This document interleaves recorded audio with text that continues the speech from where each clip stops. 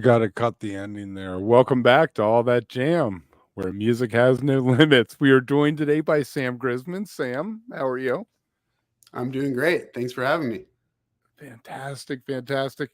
Obviously your dad, we got that coming, but as I asked you before, you play double bass, which is not an instrument we see often. So why don't we start off with why the double bass? Well, why don't we start off with why the double bass isn't an instrument you're seeing often, man? Right, there you go. I like that. That's the question. No. In all earnestness, the word bass was my first word, and it's always just been a sound that resonated with me, in the literal sense and the metaphorical sense. Just something I fell in love with when I was very, very young. And also, a dear family friend of ours gifted me a quarter-sized K bass, which is still kind of huge. And so I still wasn't able to play that thing until I was 6 years old. But that gift was given when I was like 18 months old. And so there was this beautiful instrument that lived in our house that I sort of always aspired to play. That was yours. It was yours. So who was this person? Do we know this person? His name was Bernard Glansbeek, still is, but he has gone to the west, as the Egyptians say. He's gone westing. There you go. I read something the other day that 80% of people. Go ahead. No. I'm leaning in. That's just in my nature. My lips are sealed. I was going to say, I read the other day where 80% of people who flee go west. Just from wherever they are? I mean, convicts, criminals who flee go west. Oh. I was more referring to how the ancient Egyptians referred to moving on to the next life. They called it going to the west or westing. Oh, interesting. That's something that my new buddy O'Teal just tipped me to in a very enlightening conversation. All right, are we going to see him as part of the project? I know you had a cello guy there once. Man, I would not rule out any possibility. O'Teal's a great hero of mine and an unbelievable musician who could find his way at home, or make everybody feel at home in any musical context. I would love to make some music with him, and we've been talking about it a little bit, but I think that might be more in a duo setting. But yeah, I have been playing some music with my dear friend Nathaniel Smith, who's one of my favorite cellists on the planet. And yeah, we've known each other since we were, I guess, 9 and 12 respectively, or something like that. Or maybe he was a little older than that, and so was I. Now, just logistically, I mean, you all have so many shows coming up. I've been looking at your tour dates. You're busy, and we're going to talk about that too. How do you get around with such a huge instrument that really needs to be treated a certain way? Like you have to absolutely love playing that kind of instrument. I'm sure it introduces some kind of considerations, right, for when you're going from place to place. Yeah, it's a schlep, to put it mildly, for sure. I have a great instrument that is my favorite bass I've really ever played. That's come into my life by way of my dear friend Danny Booth, who found this bass and made it his own personal travel bass. But he does these brilliant conversions on pre-existing basses, usually plywood ones, but you could do it with a carved bass. But an instrument with a carved top is just much more susceptible to cracking. And these plywood basses made in the 30s and 40s and 50s, the American-made ones, they really have an amazing sound, like a depth and a familiar tone that sort of sounds like these great old records, because a lot of those old records were recorded with these instruments. But and that's a sound that's really near and dear to me. So I have a 1940 American Standard that's had the neck chopped right at the heel, but but it's still as structurally sound as it ever has been as an instrument. And the bass bar never moves because it's, I guess, been glued or pinned or something like that. And you take the bridge and the strings and the tailpiece and all that off, and the neck comes off. It's on a track, and it fits right in with an Allen wrench. And I just take the neck and put it in like a soft bag for an electric bass, and I carry that on, and I check a suitcase size, like a hard case that's the size of the body of a bass, which is actually not that much larger than like a large suitcase. And it's not as deep as a regular suitcase because it's just the width basically of a bass body. So it's interesting. It's like this deep and, you know, oversized, but I hope not too many people see this episode, but I haven't been getting charged all that often on the, you know, on the airlines. So well, knock on wood that's not what would scare me. It would scare me the horror stories you see on Twitter. Oh, flying. Well, I mean, yeah, you know, you can't fix stupid. And if somebody chooses to drive a forklift through my bass, you know, while it's in transit, I'm going to be fucked. That's your life, right?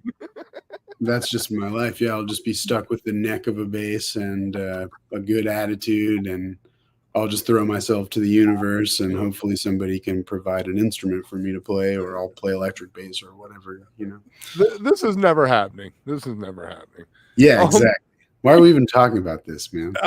Left turn, left turn. So your dad played a really small instrument, huh?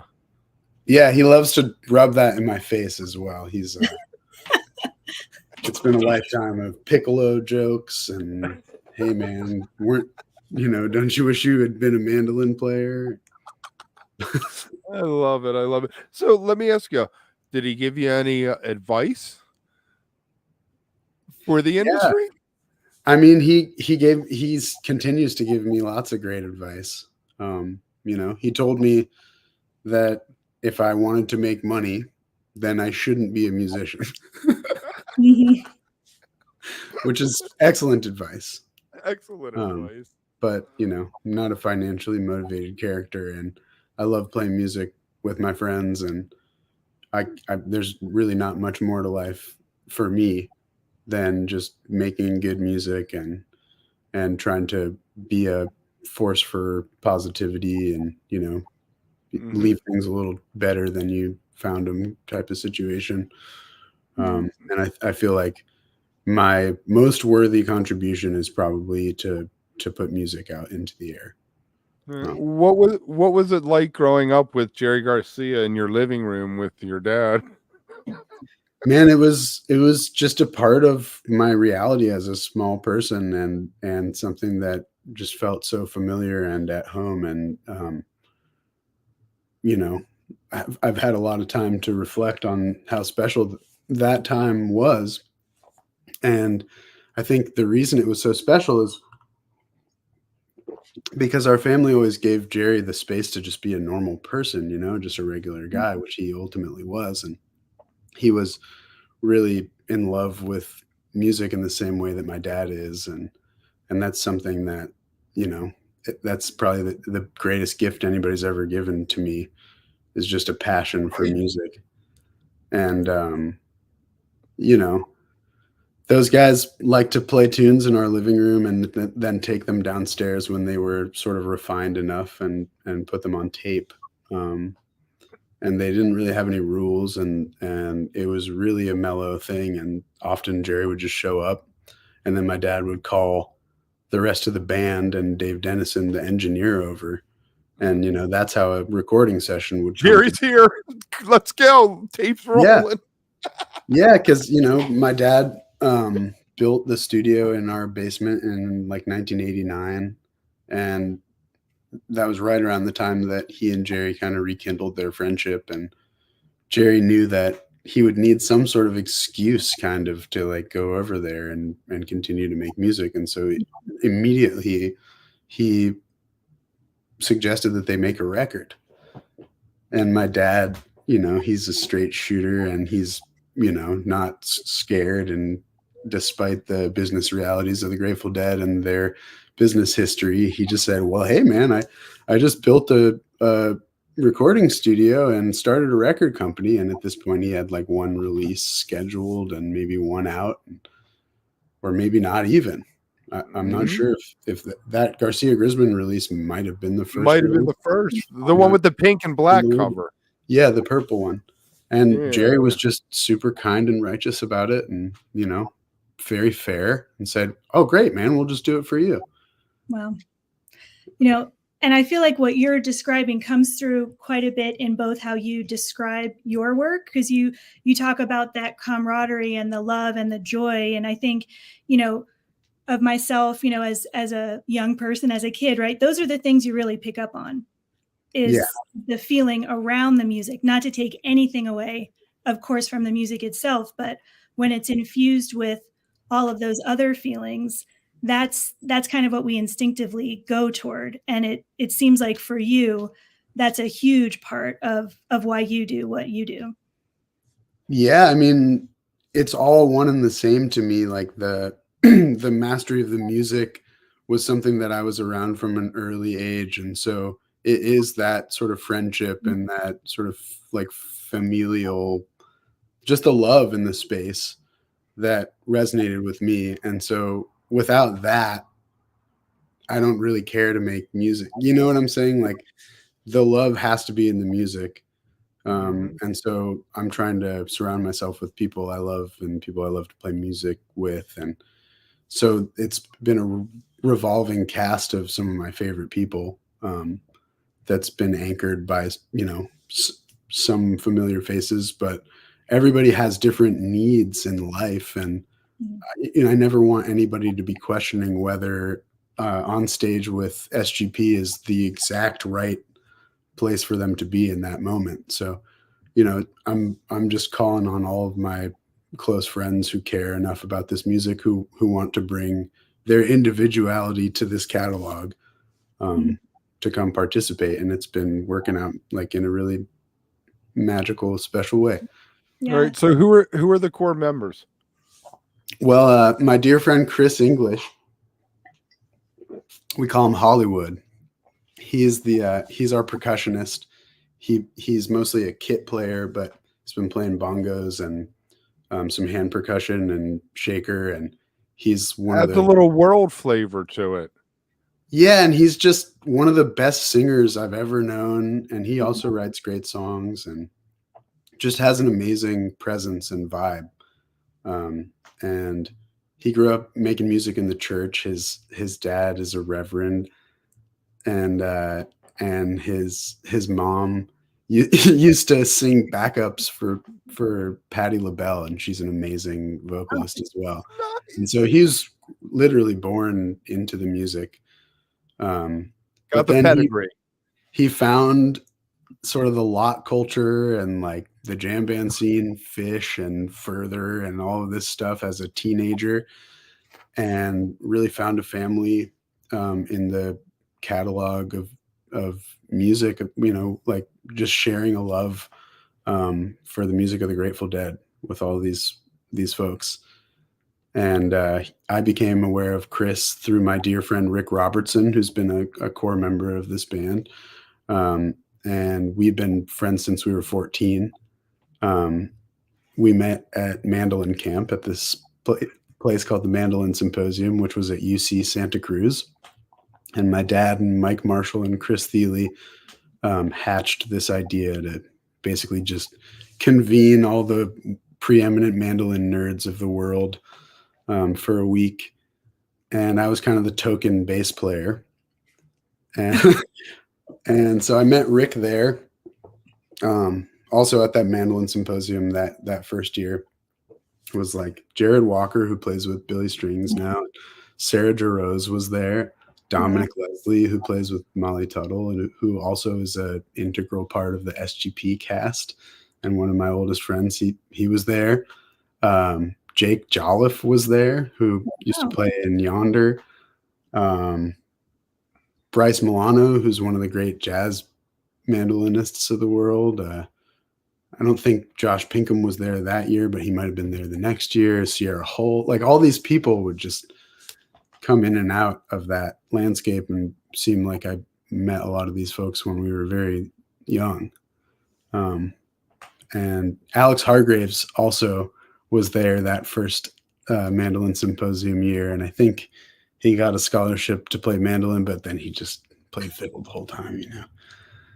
But I met Alex when he was 9 years old, playing swing tunes in the lobby of this hotel in Tacoma, Washington, where they used to have the Wintergrass Festival.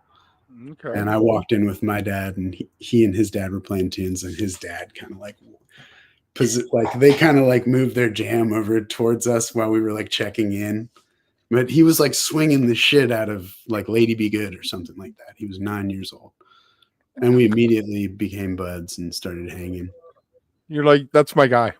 Yeah. Yeah, that's my dog.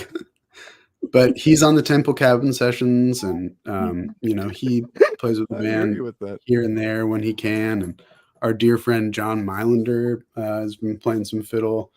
Aaron Lip, whose studio lives at Temple Cabin, and whose moniker Temple Cabin is, that's sort of his brainchild and his universe there. He's been playing guitar and singing in the core. But he's a Naples guy, and he just built a larger version of the barn that we recorded that EP in, and he's going to need to tend to that for a while. So we've got our dear friend Max Flansburgh, who's another Finger Laker, and another just sincere lover of this music and just a amazing deliverer of these tunes. He's coming into the mix a bunch. He's got a band called Dirty Blanket as well. And then we've got the great Logan Ledger, who lives here in Nashville with me. Not at my house, but right down the street in my neighborhood. And we've been friends since we were 4 years old, actually. He's also from Mill Valley and grew up with a deep love for this music, but also is just one of my favorite singers and songwriters. He has this unbelievable, just country voice that's sort of like frozen in time.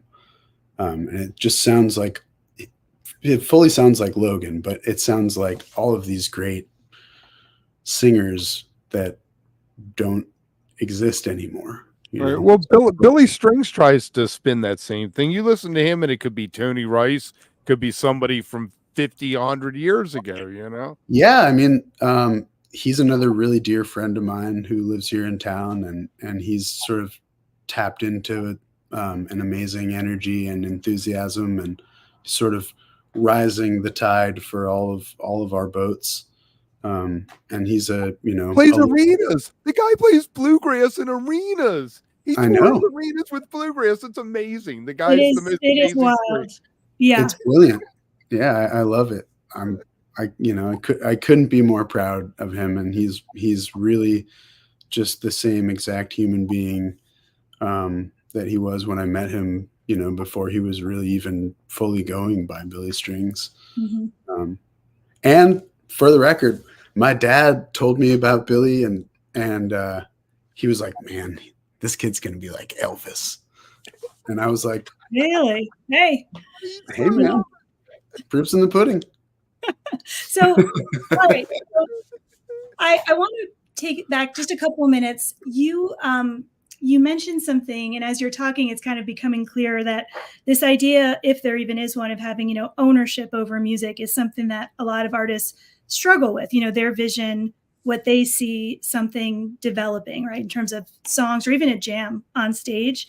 I'm almost feeling like your history and the way that you grew up just around so many musicians and at these kind of age levels, do you think you have an easier time, so to speak, kind of releasing control or direction over where you want something to go on stage? I mean, the band has your name on it, but it really sounds like you are here to just let everyone come in and be who they are. Like, is that a struggle ever for you?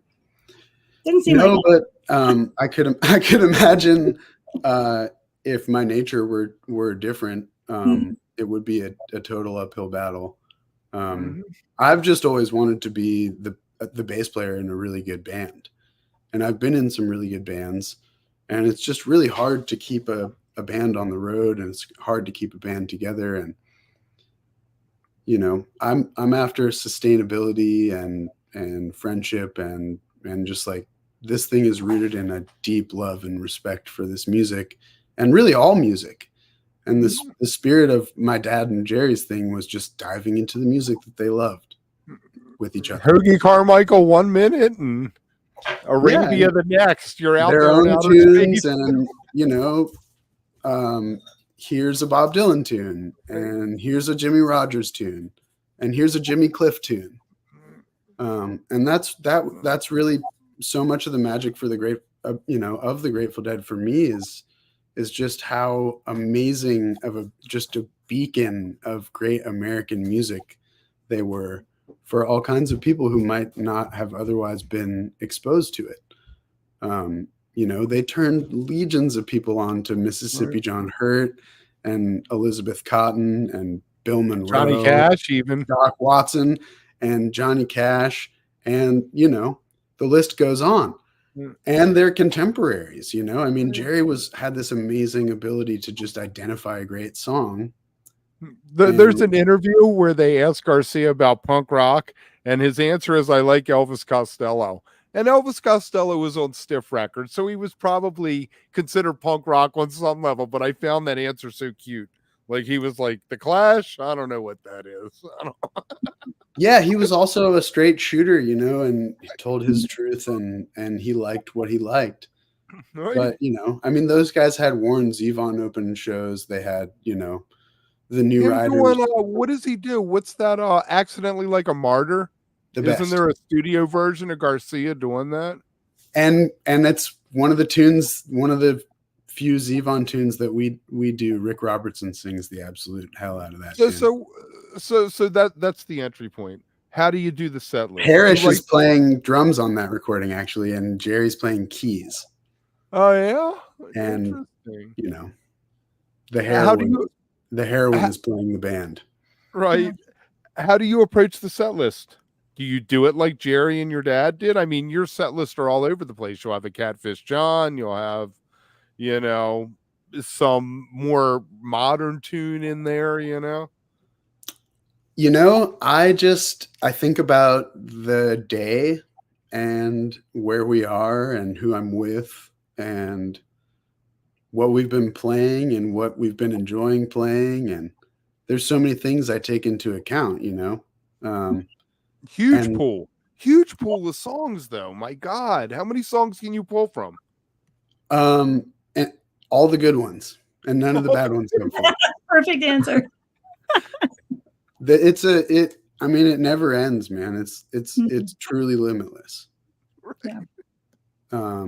And I don't want to sort of like pigeonhole it into being about a certain catalog of music or a certain genre, because ultimately it isn't. Trust me, I went through a couple shows. It is not about any. I mean, it's all in the sound of what it is, but you're pulling from all over the place, man. I love it. I totally respect that. Thanks, man. That means a lot. I mean, I think that people who listen to a lot of music will hopefully dig it, because we also listen to a lot of music, and that's kind of our life. And I'm not asking anybody to deliver any music that they're not loving. And I loved growing up around Jerry and the light and love and positivity he brought into our space. And I love the music that he and my dad made together. And I love the spirit that music was made in. And I'm profoundly grateful for the opportunity that being born into my circumstance has afforded me to put my name on a band and lead a group of my friends through a set list of music that I write. It's beyond me. I can't even articulate how appreciative I am of this reality. And I just hope to do right by the songs and the fans, Mhm. And I want to meet all the folks who keep coming out to these shows, you know, and spend time with them, and, you know, smoke hash with them and talk about music. And I'm No a dabs. music We want hash only. not hash only, you know, and we'll smoke some flower too, you know. Well, I was looking at Setlist too. I ended up on Setlist FM or somewhere. I was kind of clicking all over, and you know what came across to me in that is this is a group, and also you know for you especially, who just seems really comfortable with who they are, because it could be maybe even more commonly thought that you would want to go in a very specific direction, or just whether that's consciously or not. So I love that there is, in a sense, that kind of variety. And I was curious about, you know, originals and how you like to work those in. Like, is there any kind of thought process that you go through when you're really thinking about where to place some of those in a set list? Yeah, I mean, like some of those other factors that I talked about play into the situation. Like we just played at Grassroots Festival at Chicory Hills in North Carolina, and it was our first time playing some music with Rick this spring because he was out doing his own thing, and he's from North Carolina, and the gig was in North Carolina. He has a song called Carolina Child, and so Had to be there. it had to be in the set, and it kind of had to be like the moment where the audience is introduced to Rick in the show. And sometimes something like that will happen, but you know, often it's like a feel of the flow of the evening of music. And I do like to highlight people's originals, and I like to let the audience know who the friends on the stage are. And I know that's a little outside of like the tradition of jam bands not talking, but there is no tradition. The tradition is that it's all evolving, you know, and it sounds like mumbles anyway. When you're in an arena and Trey talks, it sounds like mumbles. No one knows what the hell he's saying. yeah, but you know, I'm here to, you know, highlight the friends who are putting in their time and energy, and you know, Oh I yeah. love telling So people, what hey, number? this is a Logan Ledger song, and Right. this is Logan Ledger, and he, you know, Where did Carolina fall on the set that night? it's kind of like a mellow tune. It's not exactly a ballad, but it settles really nicely. So it's kind of a Mid tempo. yeah, it's a nice thing to put like third, like on a festival set. Right, there you go. So is that the theory? Well, what is your theory with writing a set list? How about we go there, because it fascinates me. I feel like you want to open with a rocker. You want people to like dance their ass off the first tune, and then maybe the third, fourth tune you can slow them down because you know we're old. You know our knees are going to give out on us. I mean, I'm learning a lot about this. I've been making playlists for my friends since I was a little kid, and this is the first time I've ever led We a made band. mixtapes. Yeah, exactly. Mixtapes, like all right. they weren't really playlists at that point, actually. I misspoke. They were really CDs. There you go. Even better. Nice. But they weren't tapes. I'll give you that. 75 minutes is tough. You had 90 with the tape, 75 with the CD is harder. Yeah, I mean, but I would try to fill them with all the coolest shit for my friends constantly. And there were years like around Christmas or the holidays where I just gave everybody in my family like a CD of music that I thought they would dig. Love it. You know, Here and you my go, dad, Dad. he was really encouraging of like me cultivating a love for music, and he always like would let me go wild at like Tower Records and nowhere else, you know. But if I wanted to, and he wouldn't let me buy certain shit, you know. But if I wanted to spend $200 on like Ka-Chow and Charlie Mingus records, like he was all for it. He's all for it. But it's a very personal thing, right? To make a playlist, make a mixtape. And, you know, you all did something similar. You were in Virginia. So I used to live in North Carolina. So that part of the world for bluegrass, for, you know, for jamgrass is, of course, you know, it's great. And you played Roanoke in Rocky Mount. I'm like, that's the kind of thing people remember, especially people that are coming to the show from, you know, a local part of that, you know, that part of the country.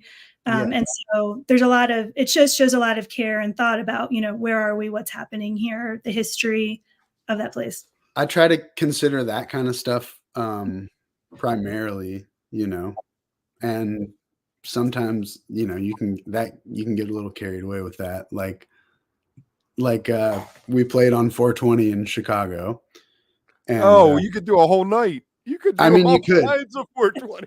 You really could. And I love weed so much. And I'm such a stoner. And it was just like the perfect storm of, okay, what songs about weed do you know? And Yeah. I like convinced myself I knew all these songs about weed, you know. And then we got out there and we did that tune Henry. Right. Oh, New Riders. The New Riders tune. And I love that tune, particularly because of the content, you know, because it's about like running weed back from Acapulco.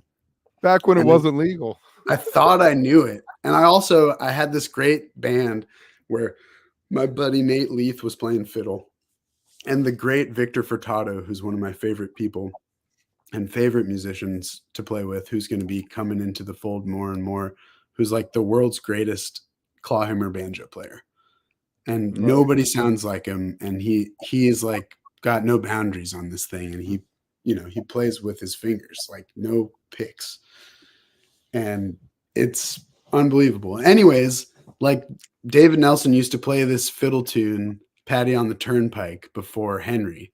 And so that's like, I was like really loving the fiddle tune that we were playing, you know, and I stepped up to the mic and I just completely forgot the first line.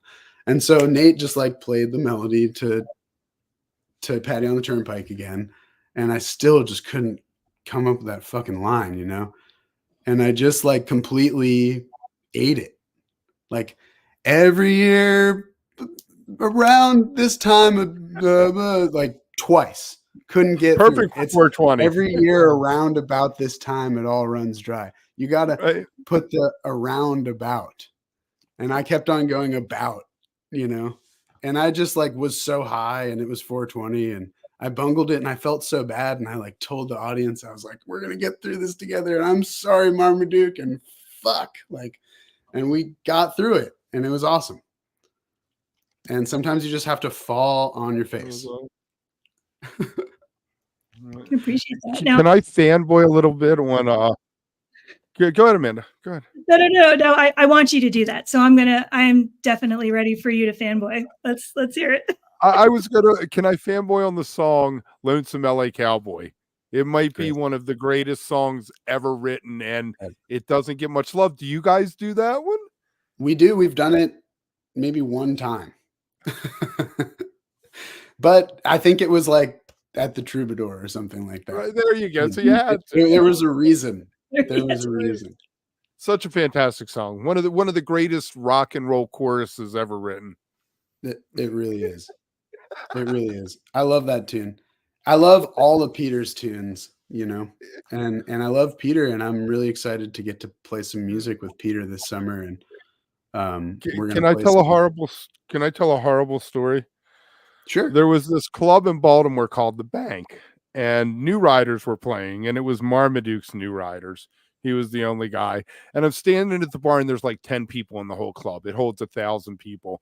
And I say to my buddy, Marmaduke's really packing him in tonight. And my buddy's like nodding. He's standing behind me.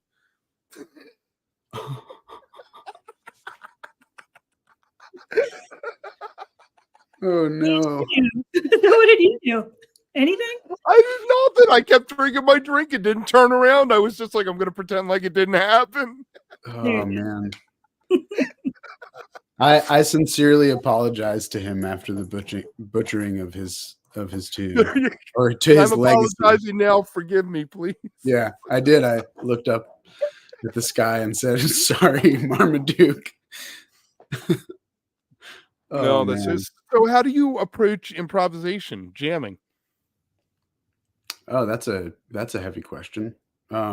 With open ears, you know. It's a listening first activity, you know, and everybody has to be wide open to all the possibilities. But yeah, I mean, I've been playing music with my particular group of friends for a really long time, and there's like a chemistry that develops over time, and certain pockets of trust. cats have that bring their own chemistry, you know, and it's really easy for folks to sort of tap into that energy. And yeah, it's really hard to explain. I don't know. I think the beauty of it is just kind of being open to not knowing exactly how everything's going to sound every time. Where do you take your lead? Where do you take your lead from? Like, who are my influences? Or Yeah, no. What are you listening to? Are you listening to the percussion? Oh. Are you listening more to the guitar? Or are you? I'm trying to listen to everything all at once, you know, and I'm trying to make sure that the time is anchored, because that's my particular role, you know, one of them, Right. As the bass in the ensemble. And so that, you know, often is a connection between Chris and I, which like frees up other space for other people to go in different directions. And sometimes like mandolin and fiddle, or electric guitar and piano, or, you know, frees up some space for banjo and fiddle, or pedal steel. And, you know, I mean, the musical possibilities are kind of endless, and I've been really lucky to have this expanding cast of characters that includes all these multi-instrumentalists and dudes who play both electric and acoustic music so well. And you know, it's just about. I love you're so into it. I love that you're so into it. You're almost giddy about it. You're like, I could have pedal steel over here. I could have some banjo. Love it. Well, you've got a lot of it, man. I love it. With all the, like, with all that history too. I mean, over time, has that changed for you, like the way that you think about it or approach it, or is it just something that just gets better versus changing? You know.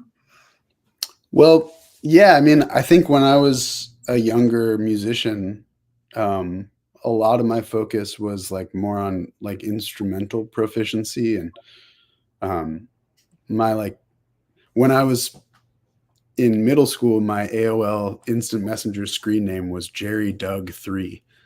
And so I was obsessed with the dobro player Jerry Douglas, who's also a dear family friend, and he's just he's the world's greatest dobro player, bar none. Get it? Bar none. Yep. But he really is just a tremendous musician, you know, and it was that kind of instrumental prowess, and like the playing of Stuart Duncan, and, you know, cats like Bela Fleck and Tony Rice, and Tony Rice, my God, that kind of playing that, and my dad's playing, and Sam Bush, you know, that kind of stuff that was sort of lighting the torch for me at an early age. And it took until I was like in high school maybe to start really appreciating the content of some of the songs. Okay.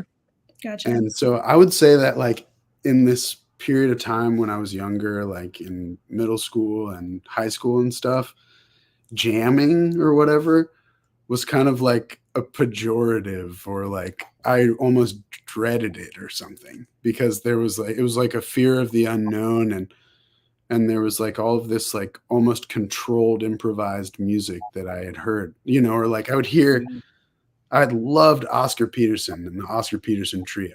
And it's like the most like beautifully ripping, like inside jazz you've ever heard, you know. And it's not like listening to Ornette Coleman or Eric Dolphy or like John Coltrane or any of this like music that I love now. You know, it's like, and I love it so much. It's just like almost like starkly virtuosic. It's like amazing. It's like watching. Well, you grew up with it. The first album that I ever heard your dad's name, I was 11 years old. My stepfather had an album by Grisman Grappaldi. Oh, that's where I knew David Grisman from. It had a white cover. They were live. It had like a live shot of them. And Yeah. I listened to it and I was like, I don't understand this. But I put it in my record collection. And like 2 years later, I listened to it again. And then when I was like 15, 16, all of a sudden, your dad's name appears with like the New Riders and, you know, the early Garcia stuff from the early 60s even. Yeah. And so you're so lucky, I guess, that you had this in your house the whole time, huh?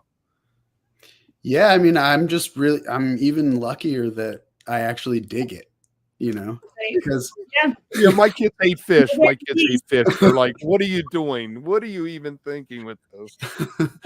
yeah, I just come by it super honestly, you know, and if anybody were to ever like point a finger and call me a Nepo baby, I would just say like, yes, and I'm the most grateful Nepo baby of all the Nepo babies. Like, I'm lucky, man. What can you say? Like, I'm very blessed and grateful for all of the opportunity. And, you know, we'll qualify that by saying like, you can't go out and, you know, create a band if you don't play music or care about your friends, you know? Well, Malcolm McLaren created the Sex Pistols, but that's another story. Well, it's just to say that, you know, I don't want to squander the privilege of and being born to my circumstances, but I also want to play music. Right. You don't, though. You're a road warrior. So let's get into this. You have a calendar up on your website that is just mind-boggling. And it's impressive. Really, I mean, it is. Come on. And I wanted to ask you about this thing called Grateful Getaway. And it's listed, hold on, folks, for me, an enchanted cosmic odyssey through the Grateful Dead's musical Wonderland. And you guys are playing there. Now, it is 14 days total, 11 nights of music. You can buy, how much was it, Amanda? Just under $2,000 for the complete, 2-week experience. It comes with meals and non-alcoholic beverages. Spotted pot? Is this the spotted pot? There's no bullet point for that, but VIP, spacious, luxurious, places to watch. I'm fascinated by this. And I actually just heard about this maybe a day or two ago. So I've been trying to read about it. Y'all are going to be there for, I think, 2 nights? 2 nights. The 2nd and 3rd of August. Okay. Yeah. It's pretty mind-boggling. And you're early in it. So they're going to run into Mondegreen with fish. What are you going to do there? So it's fantastic. But all right, we have that festival, right? You got a bunch of other festivals too coming up, don't you? Yeah, I've got a lot of festivals that I'm really excited about, including my favorite bluegrass festival that's out there in Lyons, Colorado. It's called Rocky Grass. That's where I met the great Dominic Leslie when we were 10 years old. And also the next year I met Sarah Jarose there. And I met a lot of my core music friends there. And we're playing a few things that are just about to be announced that I can't quite tell you about. But you have something I'm excited about because I could probably hitchhike there, and that's Del Fest. Oh, that's the next one I was going to mention. We're real excited about, and that's I guess Memorial Day weekend out in Maryland and Cumberland. But I've been going to getting the Cumberland Blues, or does too. everybody do? Does everybody do Cumberland Blues, or are you going to try to sneak that one in? We're probably going to abstain because I know that Uncle Ronnie sings the hell out of that one, and that's their home festival. And I guess I haven't been going there since I was a little kid because it didn't exist when I was a little kid, but I think I went around the first year. And excited about going out for High Sierra as well. I know we just lost the creator of the festival there. So yeah, a big loss for the community.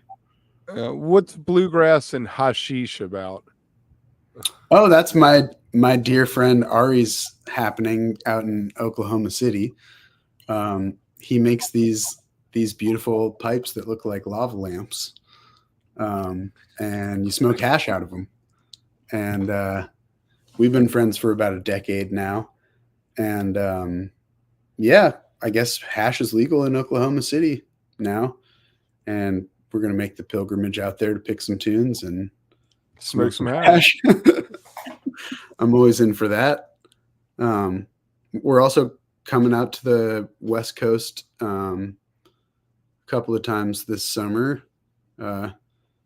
And that time that we're playing High Sierra, about a week later, we're playing a benefit for the Rex Foundation in Berkeley. That's right before the shows at the Greek that are happening there, with Dark Star and Melvin.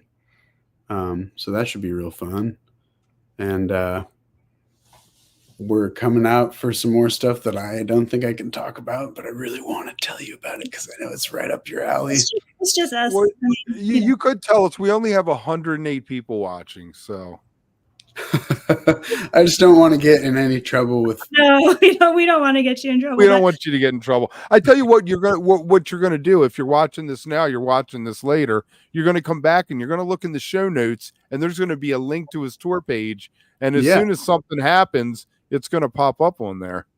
Well, I'm really looking forward to going back to Levon Helm's studios in mid-June with the original lineup of dudes we've been playing music with in SGP with Rick Robertson and Aaron Lipp and Chris English, and we're adding our dear friend Roy Williams to the mix for those nights. And he's an amazing piano player, singer, and songwriter and guitar player, and he writes amazing swing tunes, and the music of the band is really near and dear to him. He and his dad grew up with his dad singing him that music, and he's never been to Levon's before, so that's an experience right there. Perfect time to add Roy to the mix and to get him to lead us through some of our favorite material there.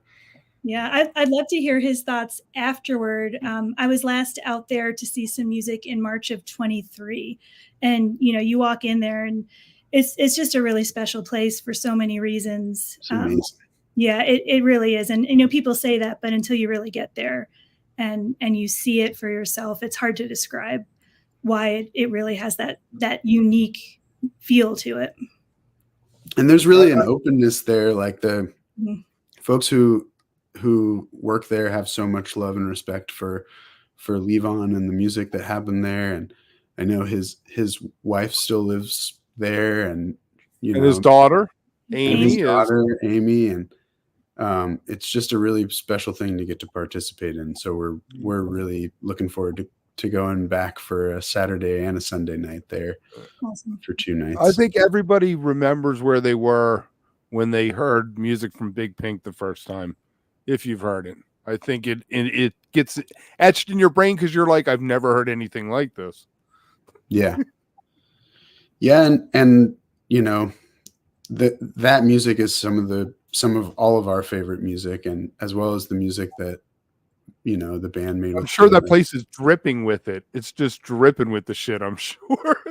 It's really, really special. And it's an intimate place, and it sounds amazing in there. And so I would highly recommend to any lover of music on the East Coast who's got some time in June to check those dates out. Yeah, and get there early so you can get that spot, kind of that viewing area that looks down over where you all will play. It's such a fantastic space for that, because you really feel like you're connected to what's happening, because it's kind of happening all around. That's it's an amazing experience as somebody playing, because you can really take the time to like scan the room and connect with almost everybody in there. Because it's really intimate that way, and it is in the round. Yeah. We're there the 15th and 16th of June. Nice. Are we going to have some studio, actual studio? You had the sessions. So why don't you tell us a little bit about that, and then we'll wrap this up, because I know we've kept you almost an hour here. No, I appreciate your guys' time. We're going to get into the studio in August, actually, right after our time at that 11-day the place, right? Yeah, celebration. Yes. We're going to go back to the Finger Lakes to Temple Cabin again, and put down some of the stuff we've been playing over the last year and a half, plus, but also bring some new stuff to the equation. And I'm not sure that Alex Hargraves is going to be available this time around. He's got a pretty heavy Billy Strings summer, but I think Nat Smith may be available, and Max Flansburgh and Roy Williams might weave their way in to a session. So it might be a slightly expanded collective Project. with Right. Aaron and Rick and Chris and myself as well. And there you go. That's Yeah. fantastic. Anything else you want to throw out? Well, we're really excited to be excited doesn't really capture it. It's more like just honored and humbled and thrilled to make some music with the great Peter Rowan this summer. We've got a healthy handful or two of dates playing with Peter, but also playing a set of SGP music as well. So we'll play some originals and some, curated material. We're going to get a Panama Red, right? We are getting a Panama Red. You're getting a Panama Red. You got a couple of Panama Reds in the last 3 weeks or so. I sang one. You've been working it up, right? You've been working it up. I sang one in maybe in Virginia. Okay, but that's a great one. Yeah. That is a great one. I mean, you're gonna get a Mississippi Moon. You're gonna get a Midnight Moonlight. You're gonna get a hobo song. You're gonna get an Old and in the Way. You might get a Sweet Melinda. It's all possible. You know about that one? Kev, you ever heard that one? Which? I was asking Kevin if you ever heard that one. You hip to that one? From one of Peter's earlier records, it's got Jerry playing on it, and my dad's playing electric mandolin, and Kreutzmann's playing drums. It's pretty fucking excellent. I always say to myself, when Pig Ben died, what would have happened if the Grateful Dead hadn't have continued? And you probably would have gotten more stuff like that, which would have been hip. Mm-hmm. But the Grateful Dead is, the quintessence of hip, and we 72 to 74 was huge. Sorry, Mickey.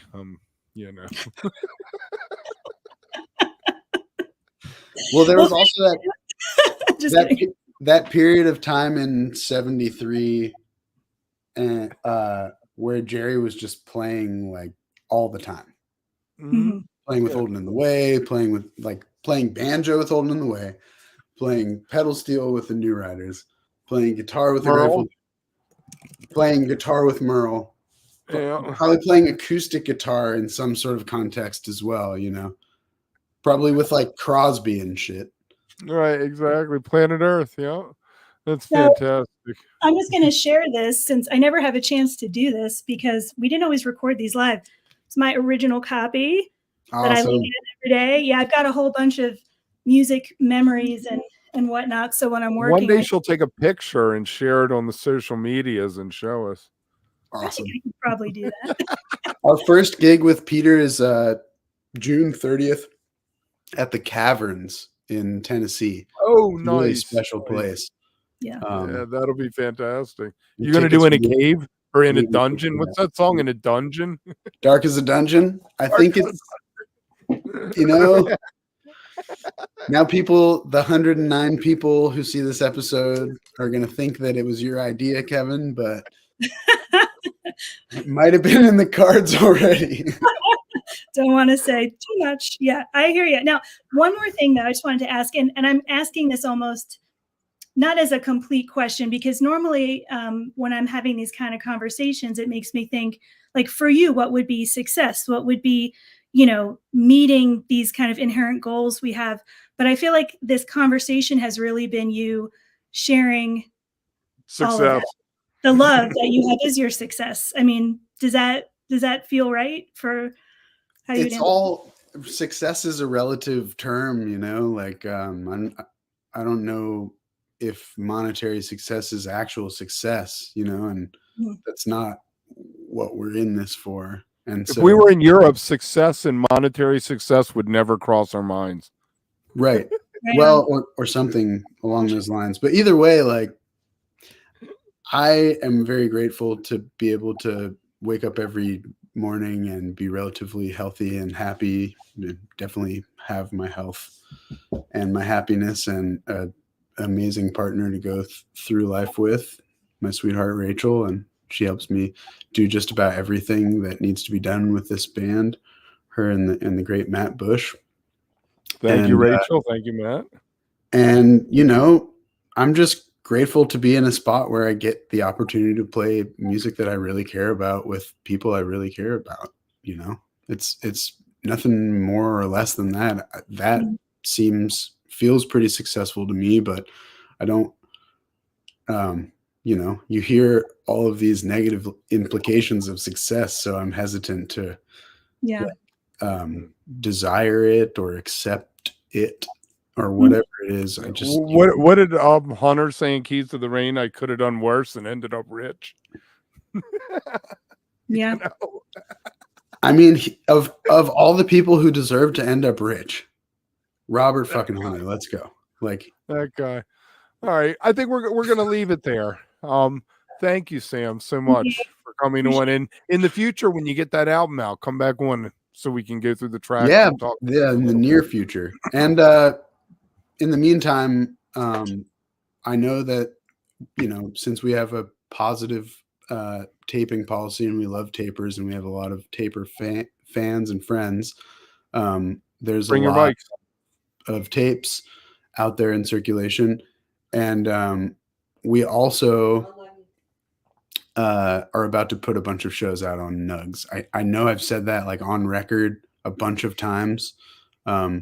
We just have so many plates spinning, and it's gonna happen. It's happen. Like a really intimate part of the process, and I want to put a good foot forward. And I actually dig all the music that we've made, but we've played like 130 shows, and I want to make sure time for the world to hear it. It's all well represented, so it really matters to me which like whatever 7 I put out there first. So hopefully that happens soon and I get over myself. It's because you care. Yeah. Yeah. 100%. Yeah. There you go. All right. Thank you, Sam. And everybody watching, make sure you comment if you're watching this after. Make sure you like, make sure you subscribe. We're trying to get to 500 subscribers. So there you go. What do we got? Oh, The Music Never Stopped. That is a great album. Cannon's Jug Stompers. Yes, it's a fantastic one. Most of my favorite people on it. You know, I'd have to add a few to. All right, there you go. It. There you go. All right, thank you, and everybody out there. Remember, stay beautiful, but don't stay underground too long.